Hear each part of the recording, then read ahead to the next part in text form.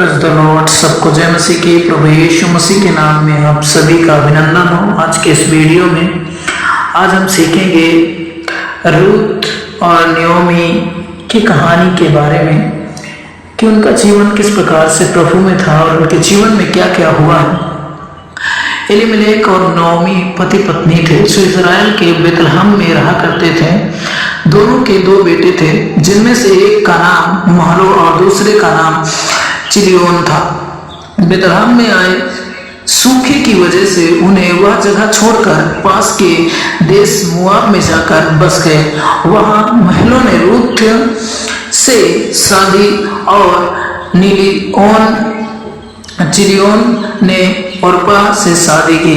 लेकिन दुख की बात यह थी कि नयोमी रूथ और ओर्पा के पतियों की मृत्यु हो चुकी थी। इसके बाद क्या हुआ यह हम इस कहानी के माध्यम से जान सकते हैं।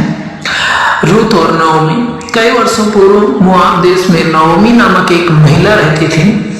वह अपनी बहुओं रूथ और ओर्पा के साथ रहती थी। उसके पति और पुत्र की मृत्यु हो चुकी थी। रूथ को इस बात की चिंता थी कि उनकी दोनों बहुएं रूथ और ओर्पा विधवा थी और वे दोनों इस तरह से पूरी जिंदगी नहीं बिता सकती थी।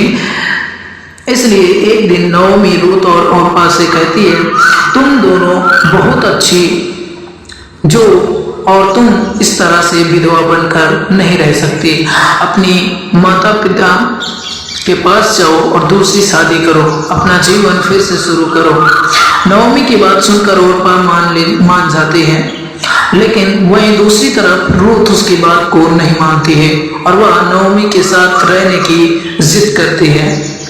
इस बात पर नयोमी रूथ से कहती है, तुम यहाँ क्या करोगी?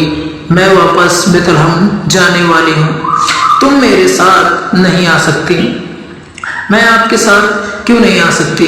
मैं आपके साथ रहना चाहती हूँ और आपके साथ बेतलहम जाना चाहती हूँ। रूथ ने नयोमी से विनती की। नयोमी ने रूथ से कहा, तुम मोआब देश की हो और बेतलहम इजराइल में है।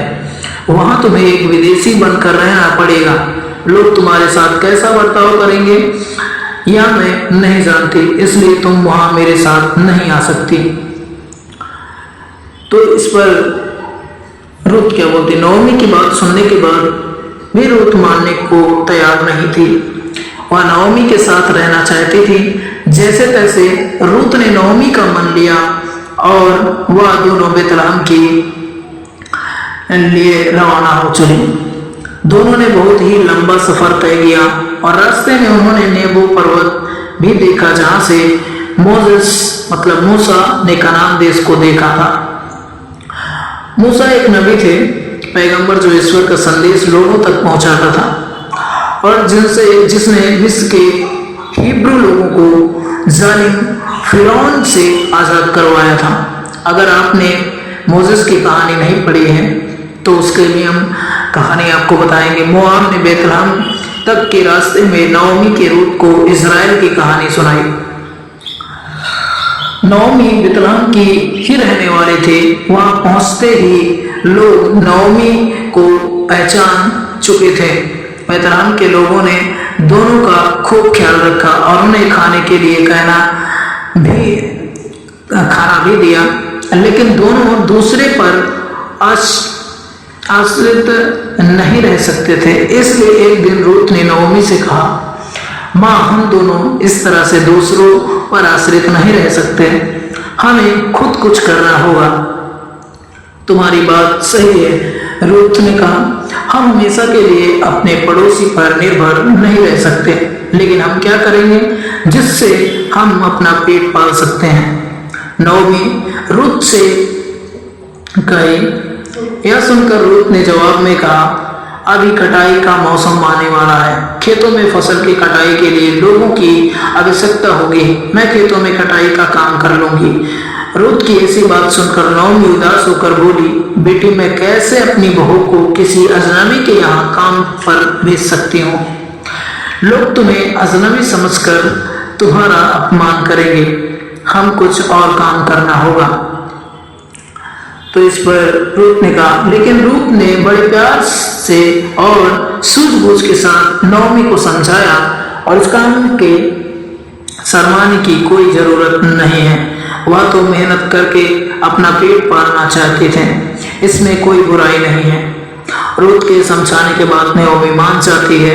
इसके बाद रूत खेतों में जाकर काम करने लग जाती है। रूत खेतों में फसल की कटाई का काम करती, अनाज का बालियां बिनती। रूत बड़ी ईमानदारी और सच्ची लगन के साथ खेतों में काम करती थी। रूत जिस खेत में काम करती थी वह खेत बोअज का था। बोअज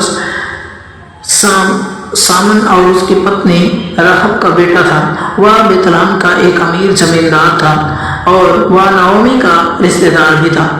एक दिन बोअज अपने खेत में कटाई का काम देखने आया तब वहां उसने रूत को देखकर अपने कर्मचारी से पूछा, वह महिला कौन है? उसे मैंने पहले कभी नहीं देखा।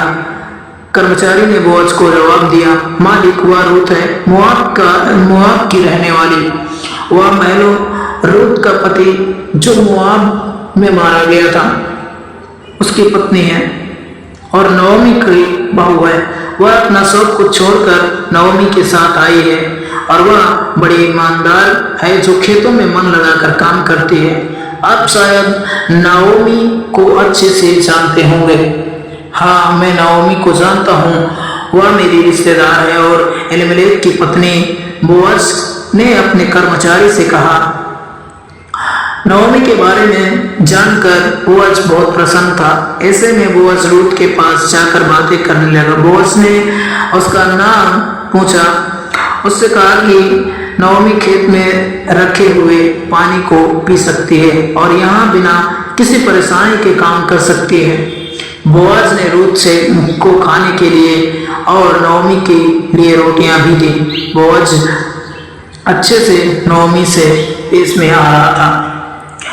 रूत ने बोअज के खेतों में काम किया।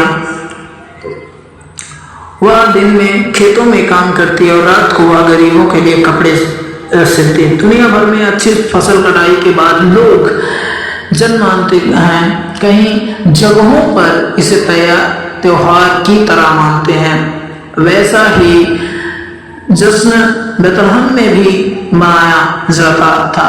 त्योहार के अवसर पर बेतलहम में जश्न का आयोजन हुआ था जिसमें रूत अच्छे से तैयार होकर जश्न में शामिल होने गई थी। जश्न में बोअज ने रूत को देखा और उसकी खूबसूरती को देखकर आकर्षित हो गया। इसके बाद बोअज ने निर्णय लिया कि वह रूत से शादी करेगा। बोअज शादी के लिए नओमी से बात करने जाता है। वहां जाकर बोअज नओमी से कहता है, अगर आपको कोई आपत्ति नहीं है तो मैं आपकी बेटी रूत से शादी करना चाहता हूँ। आप मुझे आज्ञा दें कि मैं रूत से शादी कर सकूं। यह सुनकर नओमी खुश हुई और उसके बोअज से कहा, मैं खुश हूँ कि तुम रूत से शादी करना चाहते हो। मैं तो यही चाहती कि तुम रूत से शादी करो, लेकिन हमारे परंपरा अनुसार मेरे भाई का पुत्र इसका अधिकारी होगा।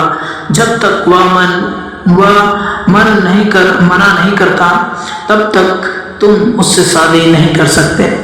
ऐसी बात जानकर बोअज नओमी के भाई का पुत्र के बाद करके रूत से शादी की अनुमति ले लेता है। इसके बाद बोअज रूत से शादी कर अपने आगे की जिंदगी जीती है।